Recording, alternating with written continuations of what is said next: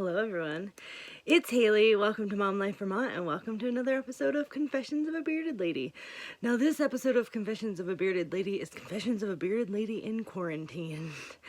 As you might know if you've seen my last episode, I'm currently doing a little vlog series here on the channel of, I guess, current events, what's happening, what's going on. And I figured, why not throw a confessions video in there, because at this point my hair has been growing for 7 weeks. I cannot remember the last time it has ever grown this much ever in my entire life. And it's interesting because when I had finished kind of like my last video and got to the point where I was like, all right, let's get rid of the facial hair, was 2 weeks after the last facial hair removal. Now, I guess a little bit backing up here, if you don't know or you haven't been following along on this series at all, I have facial hair because I have a condition called PCOS, or polycystic ovarian syndrome. Facial hair is one of the lovely side effects of that syndrome, side effect of having PCOS, so that's lovely. Not every woman with facial hair has PCOS, and not every woman with PCOS has facial hair. It just happens to be one of my side effects, and a side effects that many of us deal with. So I'm actually going to give you a really good close-up here, and then we'll get to talking. So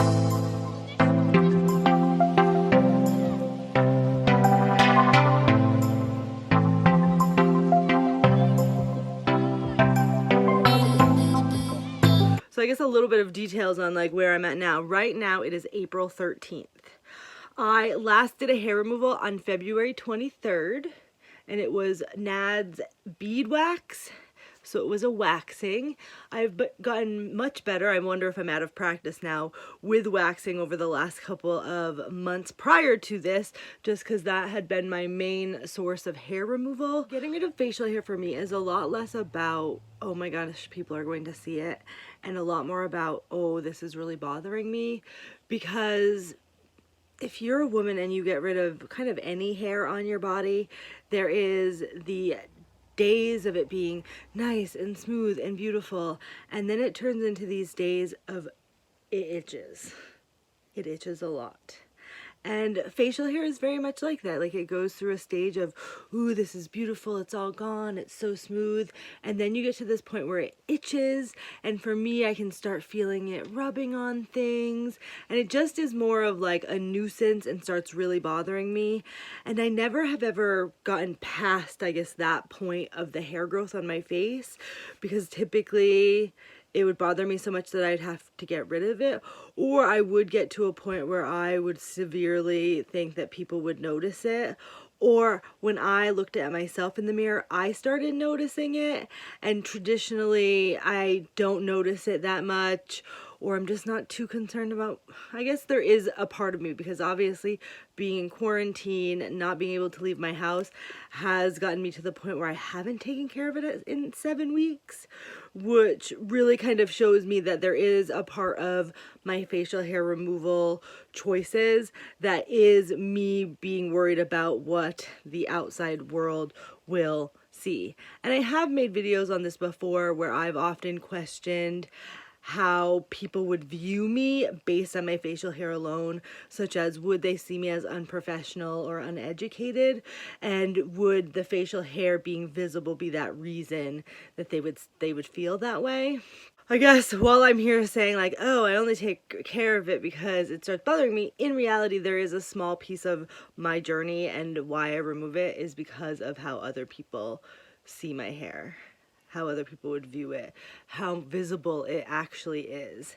And that is very personal, because over the time I've been sharing my journey with you guys, I have had so many people say, oh, I'm so similar to you in regards to how I deal with my hair and how I feel about my hair. And then I've had other people who are like, wow, listening to you and having you talk about your facial hair has opened my eyes to being a little bit more confident about mine, because currently I take care of mine every single day. So there is definitely a range of feelings on facial hair. Where do you, if you feel comfortable enough putting this down there in that comment box, where do you see yourself in that range of your facial hair if you happen to have facial hair. And maybe you're somebody that doesn't have, look at those nails. Kensley loves doing nails, and being a little bit stressed right now, I tend to bite my nails, so Kensley's been able to do them a lot more than normal. But yeah, just let me know, where do you fall in that spectrum of your facial hair growth? Like, have you just let it be free in this time of social and distancing and just isolation, or have you still been very self-conscious and worried about who may see it or what they may think of it? I notice if I'm sitting at my computer playing Sims or watching YouTube videos, I'll sit there and I'll go like this. And I'll just kind of be like pulling at it. And sometimes I get a hair and I'll pull it out. But usually I don't, because my nails are not long enough. And I have gone in with a tweezer a time or two just because I was like, what's bothering me? But I just really need to stop being lazy and take care of it, because it is starting to get to the point where it is bothering me again because it is so long. But it's nice to see that it got past that itchy stage, and there is a period after the itchy stage where it's not bothering me feeling wise, even if it might be bothering me mentally sometimes if people are seeing it. But heck, I have been going to the grocery store quite often.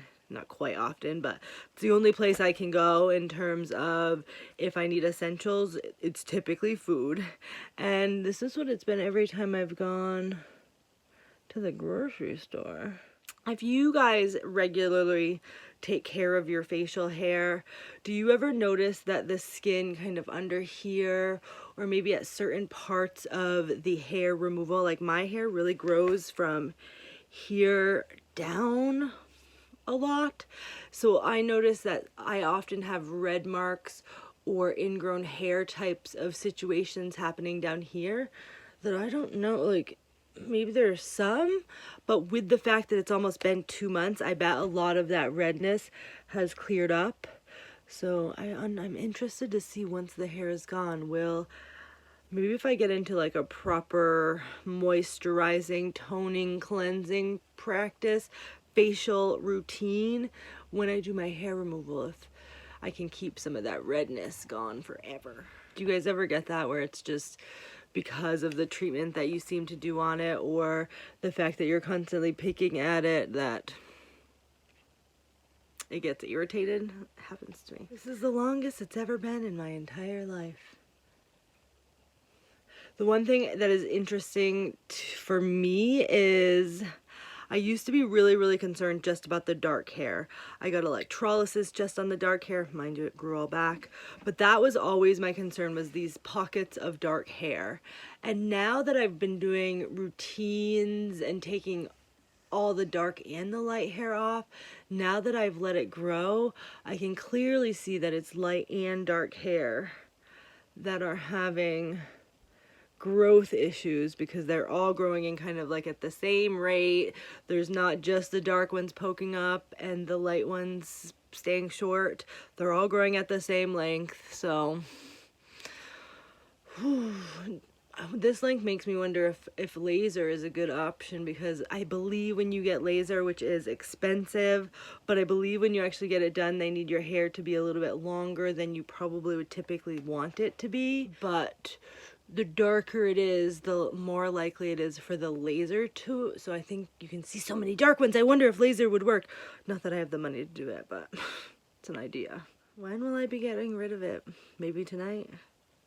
I don't know. The one thing that I can say is I don't very often get concerned about people touching my face or coming near my face, but this length of hair has kind of like concerned me with like my husband touching it. And not that he gives a crap at all, I don't think, but I just was like, ooh, you can really feel it. You can feel it so much more than normal. He already knows it's there, but I don't know, I just feel like that's one thing that I've had to accept is it's there. It's going to be there unless I get rid of it, and I'm just not in the mood to get rid of it. But there are those moments where even I get a little self-conscious about it. But let me know how your hair growth of quarantine is going. That was just a little update on mine. let me know down in the comments if there's anything that you use to get rid of your quarantine length hair. I hope you've kind of enjoyed this ramble of me about my facial hair, my discussion of 7 weeks of growth, and I will see you guys next time. Have a great day. Give this video a like. Put a comment down there. No negative Nancy's down there. And be sure to hit the subscribe button. Lets me know how much you care. Bye-bye.